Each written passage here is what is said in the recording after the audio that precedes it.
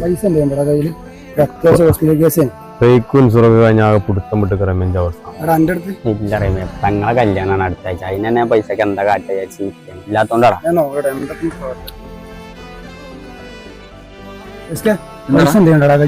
മറ്റേ സർജറിന്റെ ഡേറ്റ് നല്ലതാണ്. നാളെ ഒരു കാര്യം ചെയ്യും, പരിപാടി നടക്കട്ടെ, പൈസ എത്തിക്കാം. എങ്ങനെ അതൊക്കെ ഉണ്ട്, ചെല്ലേ കിട്ടുമോ? ആ കിട്ടും, ചെല്ലേ.